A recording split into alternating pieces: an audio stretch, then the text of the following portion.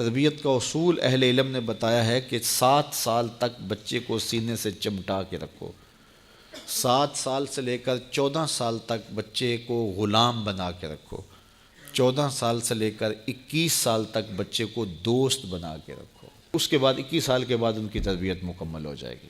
یہ 3 مراحل ہیں۔ پہلے 7 سال گود میں اٹھا کے رکھو، اور آج بھی بعض جگہ پہ، یہاں جاپان کے اندر اب انہوں نے اجازت دیا کہ 7 کے 8 سال کے بعد بچہ سکول جائے گا۔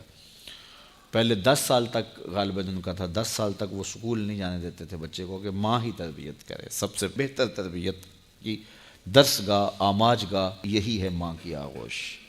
تو یہ جو 3 ساڑھے 3 سال کے بچوں کو ہم ماں اپنے سے دور کرنے کی کوشش کرتی ہے، نہیں، 7 سال بچے کو سینے سے چمٹا کے رکھے اور زیادہ وقت ماں دے، اور عمل سے سیکھتا ہے۔ اس لیے جب کوئی ماں باپ بن جائے تو اپنی عادتیں پرانی چھوڑ دیں اور اچھی عادتیں اختیار کرے، تاکہ وہ عادتیں اولاد کے اندر منتقل ہوں۔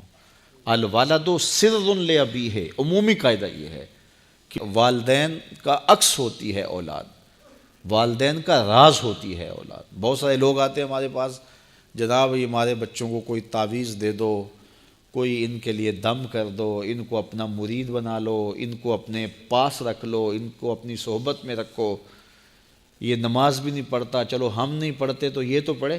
تو میں کہتا ہوں جب آپ نہیں پڑھتے تو یہ کیوں پڑھے؟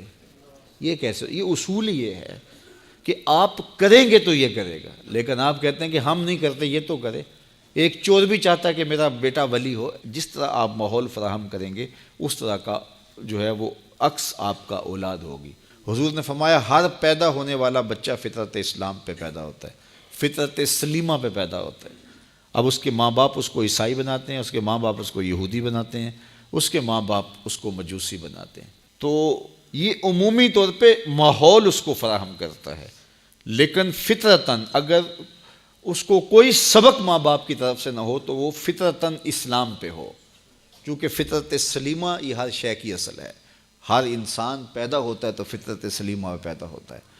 تو اچھے والدین اچھی تربیت کی ضمانت ہے۔ تو جب کوئی کسی شخص کی شادی ہو جائے تو شادی سے ویسے بھی دین کی تکمیل ہو جاتی ہے، تو پھر اپنی عادات کو بھی بہتر کرے، اور تاکہ آنے والی اولاد نے اس کے عمل سے سیکھنا ہے، اس کے رویے سے سیکھنا ہے، اس کے طرز زندگی سے سیکھنا ہے۔ تو ہمارا سب سے قیمتی سرمایہ ہماری اولاد ہے۔ بعض اوقات ہم جو ہے وہ سارا دن اپنے کاروبار کو دیتے ہیں، دیگر امور میں دیتے ہیں، اولاد کو وقت نہیں دیتے۔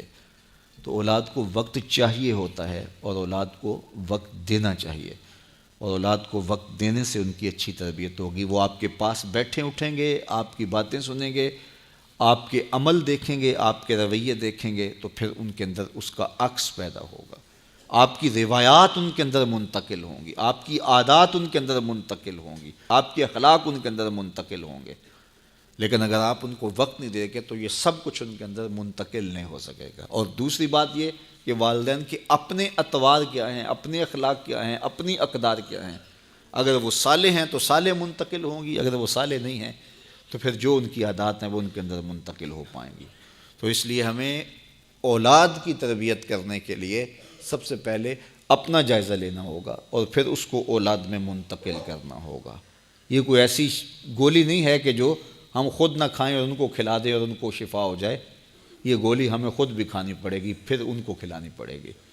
تو اس لیے قرآن نے کہا قُوا أَنفُسَكُمْ وَأَهْلِيكُمْ نَارًا وَقُودُهَا النَّاسُ وَالْحِجَارَةُ، اپنے آپ کو اور اپنی اولاد کو، اپنے اہل و عیال کو جہنم کی آگ سے بچا لو، جس کا ایندھن انسان اور پتھر ہیں۔ اپنے عمل اتنے خوبصورت بناؤ، اپنے رویے اتنے پاکیزہ کر لو، اپنا انداز اتنا خوبصورت بنا لو کہ تمہارے رویے اور تمہارا انداز تمہاری نسلوں میں منتقل ہو، اور وہ بھی جہنم کی آگ سے بچ جائیں اور تم بھی جہنم کی آگ سے بچ جاؤ۔